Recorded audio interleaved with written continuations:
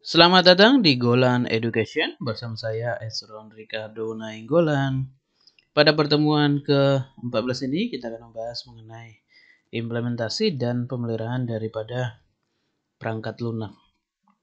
Inilah tahap akhir dari awal kita sudah mempelajari dari mulai analisa sampai dengan proses membangun sampai dengan kita pertemuan sekarang adalah implementasi dan pemeliharaan daripada perangkat lunak tersebut.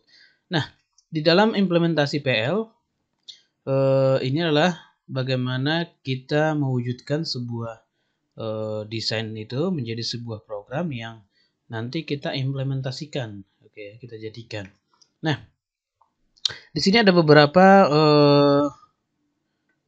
kegiatan yang terlibat dalam pengembangan PL dari persyaratan awal sistem hingga pemeliharaan dan pengelolaan sistem yang digunakan. Di antaranya ada beberapa aspek implementasi yang penting untuk rekayasa perangkat lunak. Yang pertama, kita menggunakan konsep reuse gitu ya.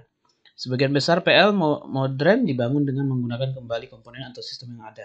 Nah, implementasi ini kita bisa juga mereuse, menggunakan ulang dari perangkat lunak yang sebelumnya. Ini untuk mempermudah kita gitu ya.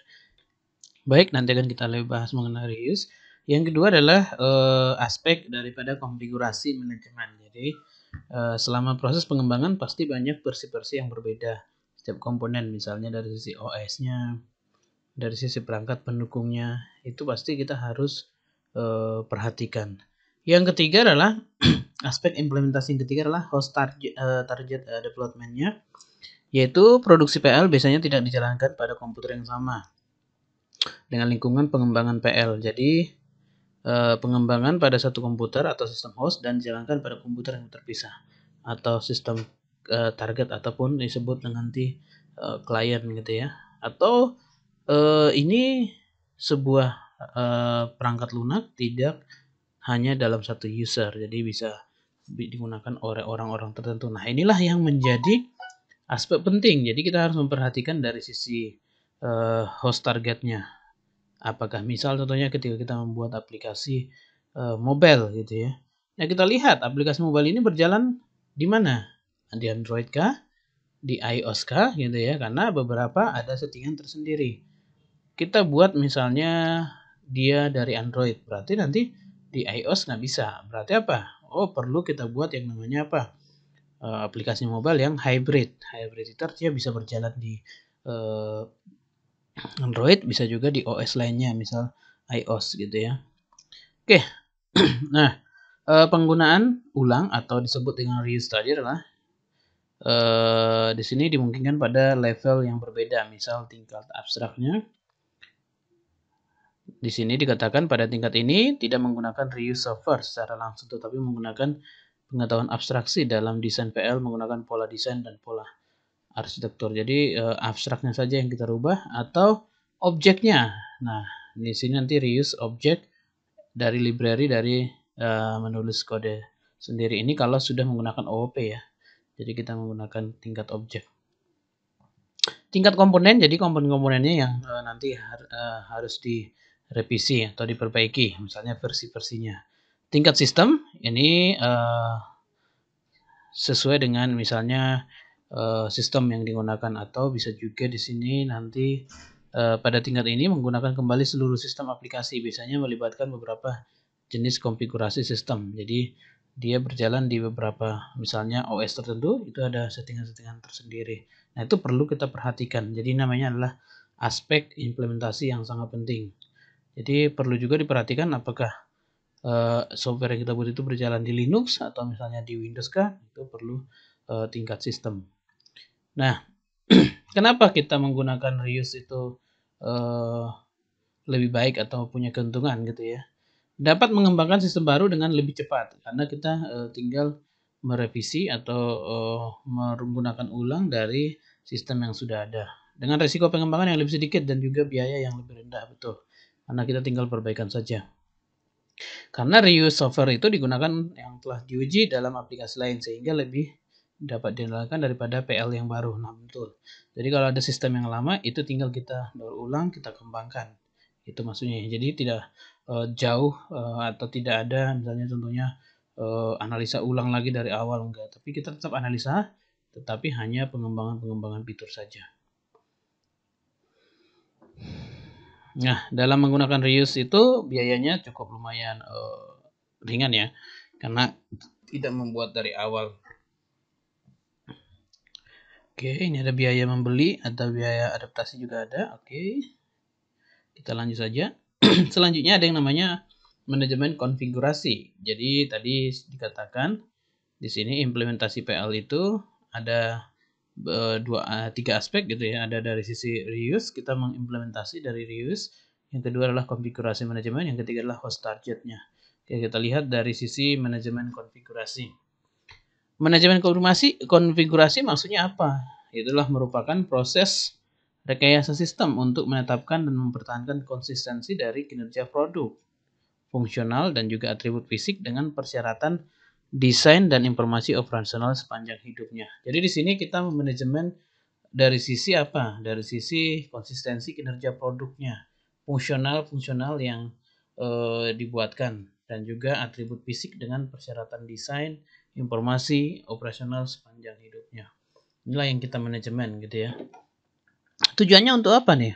Untuk mendukung proses integrasi sistem sehingga semua pengembang dapat mengakses kode dokumen yang terkontrol gitu ya, mencari tahu perubahan yang telah dibuat dan mengkompilasi, menghubungkan komponen untuk membuat sistem. Nah, inilah jadi tujuan daripada manajemen konfigurasi itulah untuk mendukung proses integrasi sistem. Jadi semua pengembang dapat mengakses kode. Jadi beberapa codingan itu ada yang sifatnya private, ada yang sifatnya public juga. Nah, di sini si pengembang itu bisa mengakses kode. Sama seperti kalau kita mengupload misalnya contohnya aplikasi ke Play Store gitu ya. Ada yang namanya ID-nya. ID-nya itulah nanti yang kita gunakan untuk misalnya ketika ada pengembangan versi-versi berikutnya gitu ya. Ada yang namanya serial key-nya. Oke, kita lanjut. Ada aktivitas dasar manajemen konfigurasi terbagi atas 3, yaitu versi manajemennya. Nah, ini yang tadi saya katakan. Jadi sebuah perangkat lunak itu ada versinya. Versi pertama, kedua, ketiga, itulah membedakan yang namanya tingkatan gitu. Jadi versi pertama misalnya awal gitu. Nah, versi kedua apa perubahannya? Nanti dijelaskan di situ. Versi ketiga dan selanjutnya seperti Android sekarang sudah berkembang ya. Oke, versi-versinya sudah berkembang sampai kalau nggak salah sekarang sudah. Oke, kita lihat di sini versi Android ya. Android, oke.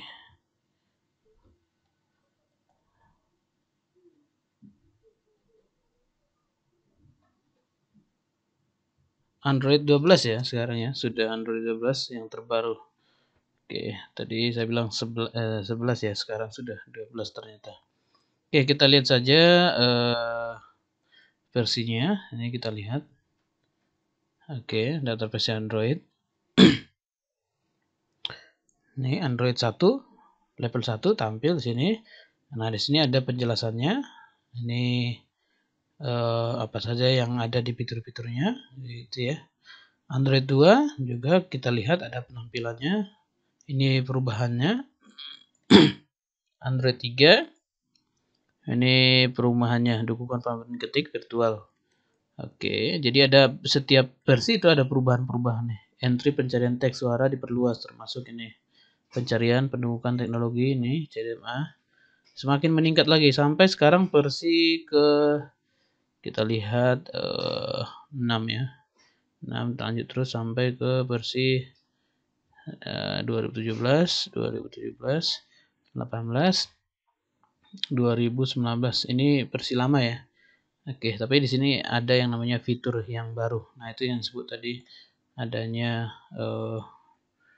versi ya. Oke, kita lihat yang terbaru dia versi Juni 2022 ya, baru ini ya. Kita lihat. Nah, ini.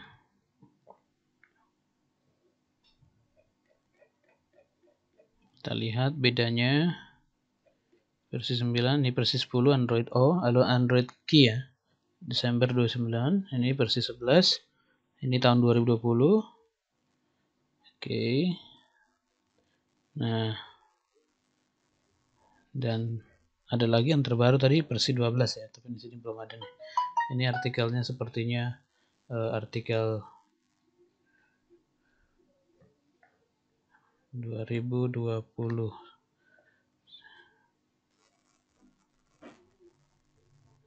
Kita lihat, kita tulis saja 2022 ya. Nah, Android 13 malah di sini nih, mulai dirilis gitu ya. Ini muncul April 2022. Oke. Android 13 diagendakan siap pada Juni. Nah, ini berarti Juli ini akan terbit nih. Android 13. Oke, itu contoh ya. Contoh saja. Kita langsung masuk ke materi lagi. Oke, jadi ada versionnya. Ada integrasi sistem, dukungan yang disediakan untuk membantu pengembang menentukan versi komponen yang digunakan untuk membuat setiap versi sistem gitu ya. Jadi ada juga versi komponen gitu.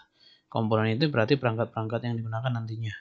Pelacakan masalah. Nah, ini juga ada dukungan diberikan untuk memungkinkan user melakukan bugs dan masalah lain dan memungkinkan semua pengembang untuk melihat siapa yang bekerja pada masalah ini dan memperbaikinya. Jadi ada pelacakan masalah atau bugs ya. Itu biasanya ada historinya seperti itu. Ketika misalnya ada aplikasi bugs atau problem, itu bisa kita laporkan gitu ya, laporkan masalah seperti itu. Nah, yang ketiga dari tadi kita sudah jelaskan reuse dan juga configuration management. Yang ketiga adalah host target development. Kita lihat host target development ini apa gitu ya. Oke, bahwa dikatakan bahwa perangkat lunak itu dikembangkan pada satu komputer host ya, tetapi berjalan pada mesin yang terpisah, artinya target nanti orang yang menggunakan. Nah, platform lebih dari sekedar perangkat kelas, termasuk sistem operasi yang terisal ditambah dengan perangkat lunak pendukung lainnya seperti DBMS-nya, kelompok pengembangan, dan juga lingkungan pengembangan interaktifnya. Nah, inilah yang perlu diperhatikan juga gitu ketika kita melakukan implementasi. Nah, di sini pengujian mesin yang sama, tetapi terkadang sering berbeda nih, sehingga perlu memindahkan PL yang dikembangkan ke platform eksekusi untuk menguji atau menjalankan simulator pada mesin untuk pengembangan. Nah, ini juga target host target ini juga itu harus memperhatikan dari sisi perangkat gitu ya. Misal kita buat aplikasi nih, aplikasi Android gitu ya. Kita harus tahu aplikasi Android ini berjalan di mana. Jadi ada minimal targetnya yang kita buatkan. Oke ya. Sehingga bisa berjalan dan maksimalnya di versi keberapa gitu. Oke. Nah, platform pengembangan PL harus menyediakan berbagai alat untuk mendukung proses RPL termasuk apa? Kompilator ya, terintegrasi dan sistem pengeditan yang dirancang secara sintaks yang memungkinkan untuk membuat, mengedit, mengkompilasi daripada kode. Sistem debug bahasa, oke itu juga diperlukan juga. Alat pengeditan grafis sehingga alat untuk mengedit misalnya UML itu bisa digunakan ya. Yang keempat adalah alat pengujian. Nah, menggunakan JUnit yang digunakan menjalankan serangkaian tes secara otomatis pada versi program baru. Yang kelima adalah alat dukungan proyek yang membantu mengatur kode untuk berbagai proyek pengembangan. Nah, di sini dikatakan diperlukan keputusan-keputusan tentang bagaimana PL yang dikembangkan akan digunakan pada platform target, yaitu pertimbangannya apa saja, yaitu persyaratan perangkat keras dan perangkat lunak yang satu komponen. Oke ya. Ketersediaan perangkat sistem. Jadi nanti persyaratannya ini kira-kira aplikasi ini atau sistem ini berjalan di OS berapa gitu ya. Versi berapa gitu. Apakah 32 bit atau 64 bit gitu. Atau bisa di semua OS. Nah, itu juga ada persyaratan. Nah, inilah yang penting kita nanti buatkan ketika kita membuat sebuah perangkat lunak gitu. Jadi kita harus tahu yang namanya host targetnya. Supaya nanti yang install juga dia harus tahu. Oh, ternyata nggak bisa nih di Windows 7. Dia itu hanya bisa di Windows 10. Nah, seperti itu. Jadi ada ketersediaan persyaratan. Oke. Kita lanjut. Kalau tadi implementasi, yang kedua adalah mengenai pemeliharaan atau istilahnya adalah maintenance.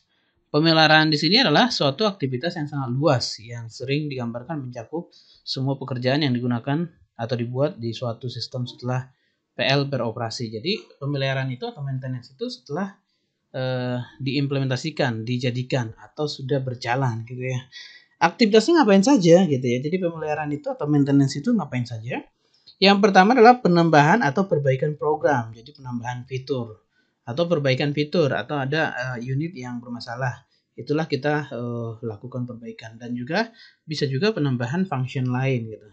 Yang kedua perbaikan terhadap kesalahan yang timbul. Jadi ketika berjalan itu pasti ketika kita waktu membuat sebuah program kita melakukan apa? Melakukan uji coba ya. Itu sudah berjalan oke menurut kita. Tapi ketika orang menggunakan ada beberapa yang namanya kesalahan yang timbul ketika sudah implementasi. Nah, itulah yang diperbaiki. Yang ketiga adalah penghapusan kemampuan kualitas. Jadi ada beberapa kemampuan-kemampuan yang tidak baik atau nantinya yang harus kita hapus gitu ya. Tidak penting itu bisa disesuaikan gitu. Itulah fungsi pemeliharaan atau maintenance. Atau misalnya ada remove misalnya sesuatu yang kita harus remove gitu ya, data ataupun fungsi yang tidak perlu gitu ya, ataupun hak akses yang tidak perlu. Itu kita bisa selesaikan lagi gitu. Jadi di dalam maintenance itu ada beberapa penyesuaian-penyesuaian gitu. Sampai nanti sebuah PL itu diterima dengan baik oleh user atau klien. Peningkatan pencapaian dan memperluas daya guna untuk memenuhi kebutuhan user yang semakin bertambah. Nah, ini juga kalau misalnya ada form-form yang berubah atau tambahan-tambahan data, itu harus di-upgrade gitu ya. Menyesuaikan PL untuk memenuhi lingkungan yang berubah. Menyesuaikan PL untuk memenuhi lingkungan yang berubah. Contoh misal, dulu belum ada yang namanya pembayaran lewat online gitu. Nah, sekarang sudah pembayaran harus bisa menggunakan kartu kredit, bisa menggunakan virtual akun, transfer dan sebagainya. Nah, itu kan perlu penambahan apa? Perlu penambahan fitur-fitur menyesuaikan dengan lingkungan yang sekarang gitu. Nah, itulah tugas daripada pemeliharaan atau maintenance. Kategorinya pemeliharaan itu yang pertama adalah korektif, mengkoreksi daripada atau memperbaiki program akibat adanya kesalahan. Adaptif yaitu penyesuaian dengan lingkungan yang baru seperti penerapan pada platform lingkungan yang baru, format tampilan printer dan lain-lain gitu ya. Apalagi kalau alatnya atau hardware-nya itu baru berarti kita harus menyesuaikan nih, menyeting misalnya contoh printernya baru atau printernya versi yang beda gitu. Nah, kita harus menyesuaikan lagi gitu. Ada lagi yang namanya perspektif. Oke, terjadinya pada saat penggunaan sistem atau stakeholder merubah rekrutmen dari sistem yang dibangun. Oke, contoh sederhana, stakeholder merubah rekrutmennya, permintaannya dari sistem yang dibangun. Contoh sederhana adalah pada saat sekarang itu pajak sudah 11% gitu ya. Nah, padahal di programnya sudah disetting semuanya 10%. Nah, bagaimana caranya? Ya harus disetting gitu ya. Disetting dari sisi perspektifnya. Prefektifnya itu berhubungan dengan prediksi yang akan datang seperti penggunaan antivirus untuk keamanan data, backup dan juga program lainnya. Jadi prefektif ini dalam sebuah sistem kita perlu yang namanya backup data kita buat. Oke, contoh-contoh tugas pemeliharaan ini saja. Dari tadi ada koreksi, adaptif, prefektif, ada preventif, itu ada 4. Nah, inilah korektifnya. Kita mendiagnosa dan fix logic errornya, replace the detective network cabling-nya, gitu ya. Restore, debug, update, dan juga install software patch-nya. Ini yang perlu kita harus cek lagi. Contoh lagi di sini ada adaptive maintenance. Itu bisa kita cek online capability-nya, sudah berjalan secara online kan. Create new report-nya. Oke. Ada juga yang disebut dengan new data entry field input screen, jadi ada penambahan entry-nya, install link to web, ada juga create employee portal gitu ya. Nah, ini mengadaptasi kalau ada perubahan-perubahan yang signifikan. Perspektifnya tadi adalah maintenance-nya itu install additional memory, jadi ada penambahan memori. Misal lagi macros to handle preventive text, oke ya. Meng-write gitu ya, menulis. Ada juga mengkompres, optimasi user, develop library-nya, dan juga install more powerful network servernya gitu ya. Kalau preventifnya itu misalnya kita install new antivirus, development standard backup, schedule. Jadi kita buatkan jadwal nih. Kira-kira backupnya setiap apa nih? Setiap hari atau bagaimana? Contoh bank. Backup schedule-nya mereka adalah jam 9 ke atas, jam 10 ke atas gitu ya. Implementasi regular defragmentation process. Oke, jadi ada implementasi regularnya, ada juga analisis problemnya seperti apa dari semua konsep yang dibuat, apakah ada problem-problem. Oke. Ada juga technical kabel connection-nya, pengecekan kabel apabila itu belum menggunakan konsep wireless gitu ya, atau masih menggunakan kabel. Oke, itu saja contoh tugas pemeliharaan, poin-poinnya. Oke, ini pemeliharaan korektif. Tadi sudah kita bahas. Ini pembahasannya secara dasar ya. Kita lihat satu persatu. Korektif itu adalah pekerjaan pemeliharaan sistem harus dilakukan terlebih dahulu di lingkungan pengujian, kemudian dimigrasi ke operasi sistem. Oke, betul ya. Jadi ini adalah konsep pemeliharaan. Jadi kita harus lakukan pengujian dulu di lingkungan pembuatannya, baru nanti diimigrasi ke targetnya atau orang-orang ataupun user ataupun PC nantinya. Nah, ketika melakukan pemeliharaan korektif, biasanya ini adalah situasi terburuk yang dialami, adalah gagal sistem, tidak berjalan gitu ya. Oke, nah ini harus segera dilakukan penyetingan. Nah, selanjutnya adalah pemeliharaan adaptif. Itu adalah meningkatkan pada operasional sistem dan membuat sistem lebih mudah digunakan berupa peningkatan fitur baru ataupun perubahan. Misalnya ada layanan baru, teknologi manufaktur baru, atau dukungan operasi berbasis web gitu ya. Atau misalnya kita harus kolaborasi dengan API-nya database punya orang gitu ya, atau punya relasi daripada perusahaan tersebut. Nah, kita harus siap untuk mengadaptasi itu. Jadi program kita bisa kolaborasi dengan program lainnya. Pemeliharaan adaptif membutuhkan lebih banyak sumber daya Departemen IT daripada pemeliharaan korektif, betul. Karena adaptif itu kita berhubungan dengan orang luar. Jadi banyak juga nanti yang harus kita jaga dari sisi security dan juga dari sisi kelayakan sistem kita gitu. Yang ketiga, pemeliharaan perfektif melibatkan perubahan operasional sistem agar lebih efisien dan dapat diandalkan dan dapat dipelihara. Inilah permintaannya biasanya, contoh di sini biasanya berasal dari pengguna, sedangkan Departemen IT biasanya memulai pemeliharaan perfektif. Pemeliharaan perfektif ini dapat meningkatkan keandalan sistem. Oh ya, ini untuk meningkatkan keandalan. Misalnya masalah input dapat menyebabkan program berhenti secara tidak normal gitu ya. Misal sedang lola tiba-tiba hilang gitu ya. Sehingga diperlukan program yang dapat menangani masalah tersebut. Oke. Oke, kita lanjut lagi adalah pemeliharaan preventif. Oke. Untuk menghindari masalah, pemeliharaan preventif itu membutuhkan area analisis di mana masalah mungkin terjadi. Oke, menghasilkan peningkatan kepuasan penggunaan, downtime yang menurun, dan pengurangan biaya.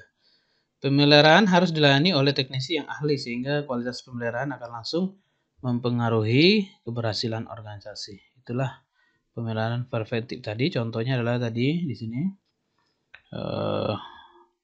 install antivirus, backup gitu ya, analisis problem, oke, dan koneksi kabel. Itulah untuk pengecekannya. Oke. Nah, yang ketiga adalah pemeliharaan ini, ada maintenance ini harus di manajemen. Ada tim pemeliharaan namanya. Ada yang namanya yang pertama adalah sistem administrator, di mana bertanggung jawab untuk pemeliharaan rutin dan berwenang mengambil tindakan pencegahan untuk menghindari keadaan darurat seperti kerusakan server, pemadaman jaringan, insiden keamanan, dan kegagalan perangkat keras. Jadi sistem administrator lah yang menghandle ini. Ada yang kedua adalah daripada manajemen pemeliharaan, yaitu adalah sistem analis. Jadi dia harus bisa menganalisa atau menyelidiki, menemukan sumber masalah dengan menggunakan keterampilan analisisnya dan juga sintesisnya. Analisis adalah memeriksa seluruh unsur-unsur individu, sedangkan sintetis itulah mempelajari bagian-bagian untuk memahami keseluruhan sistem. Jadi dia harus bisa memahami keseluruhan sistem. Itulah yang namanya sistem analis. Yang ketiga adalah programmer. Inilah manajemen daripada pemeliharaan, di mana nanti kalau ada problem yang ditemukan oleh si sistem analis, sistem administrator, nanti ada problem diberikan ke analisa, analisa nanti akan menganalisa dan hasilnya akan diberikan ke programmer. Apabila ada misalnya pengembangan atau pemeliharaan baru, ada penyesuaian dan juga ada nanti pengecekan misalnya ke database dan lain sebagainya. Oke. Permintaan pemeliharaan itu biasanya pengguna mengirimkan sebagian besar permintaan untuk pemeliharaan korektif dan adaptif ketika sistem tidak berfungsi dengan baik atau jika mereka menginginkan fitur baru. Contoh sederhana adalah ketika saya maintenance sebuah sistem itu bisa sampai misalnya 2 bulan, 3 bulan itu tidak ada yang kita maintenance. Karena apa? Karena berjalan dengan baik. Tapi tiba-tiba ada misalnya hardware yang bermasalah atau ada misalnya mereka mau menambahkan fitur, nah itu baru dikabarkan. Secara keseluruhan kalau berjalannya PL bagus itu pemeliharaan hanya untuk memonitor saja sebenarnya gitu ya. Oke, ada yang pertama adalah permintaan pemeliharaan, yaitu adalah determinasi awal. Ketika pengguna mengajukan permintaan pemeliharaan, administrator membuat penentuan awal. Jika permintaan memerlukan perhatian segera, administrator akan mengambil tindakan sekaligus. Gitu. Inilah determinasi awal. Jadi kalau ada problem, tim administrator mengecek secara keseluruhan dan melakukan perbaikan.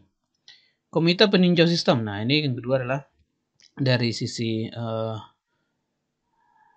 permintaan pemeliharaan. Yang kedua adalah komite peninjau sistem. Ketika suatu permintaan melebihi tingkat biaya yang telah ditentukan atau melibatkan perubahan konfigurasi utama, komite peninjau sistem akan menetapkan prioritas atau menolaknya. Jadi ditinjau dulu, bisa dilaksanakan atau dikembangkan atau bagaimana. Itu nanti ke depannya akan disesuaikan apakah diterima atau ditolak, itu bisa gitu ya. Penyesuaian tugas itu adalah administrator sistem bertanggung jawab untuk mempertimbangkan pengalihan tugas di antara staf IT atau membatasi tugas pemeliharaan kepada individu atau tim tertentu agar tugas dapat diselesaikan dengan baik. Inilah penyelesaian tugas. Oke, user notification. Pengguna yang memulai permintaan pemeliharaan mengharapkan tanggapan yang cepat, terutama jika situasi tersebut secara langsung mempengaruhi pekerjaan mereka. Ya benar juga gitu, kalau ada sebuah sistem, bisa sistem kasir lah gitu. Tiba-tiba down atau error gitu. Nah, bagaimana mereka nanti melakukan transaksi? Ya mau nggak mau manual gitu. Tapi kalau manual terus selama beberapa hari itu kan bahaya gitu kan. Nah, oleh sebab itu harus segera ditangani. Jadi apa? User memberikan notifikasi, oke, atau notice pemberitahuan kepada si pengembang. Bahkan ketika tindakan korektif tidak dapat terjadi dengan segera, pengguna akan menghargai umpan balik dari administrator sistem dan harus terus diberitahu tentang keputusan atau tindakan yang akan mempengaruhi pengguna. Oke, itu saja mungkin mengenai konsep pemeliharaan. Di sini saya perlu sharing sedikit. Ketika kita melakukan pemeliharaan, itu pasti menemukan hal-hal yang di luar dugaan kadang-kadang, gitu ya. Bukan pengaruh daripada sistem ataupun program yang dibuat, gitu ya. Tapi bisa juga pengaruh dari user pengguna yang keteledoran atau salah menggunakan, atau juga bisa maintenance itu ada kendala, itu biasanya juga dari sisi perangkat gitu. Perangkatnya tiba-tiba error gitu ya. Atau tiba-tiba harddisknya rusak dan lain sebagainya. Wah, itu sangat kacau biasanya. Jadi kita harus pengecekan lagi, pendataan ulang lagi, pembacaan daripada harddisknya dan lain sebagainya. Nah, itulah liku-liku di pemeliharaan dan juga konsep implementasi daripada perangkat lunak. Semoga nanti Anda bisa melakukan proses ini, proses implementasi dan juga pemeliharaan di misalnya Anda menjadi seorang IT, berarti Anda nanti dunia Anda adalah dunia ini gitu. Jadi semoga materi ini secara teori tadi Anda bisa melihat dan menjadi pengetahuan baru untuk Anda. Dan nanti secara prakteknya itu Anda kembangkan ketika belajar praktek membuat sebuah program dan mencoba implementasinya. Oke, semoga bermanfaat ilmu ini dan jangan lupa untuk mendukung dengan cara like, comment, serta jangan lupa di share ya, serta subscribe-nya. Jangan lupa tetap dukung Golan Education dalam membuat video-video tutorial lainnya. Terima kasih.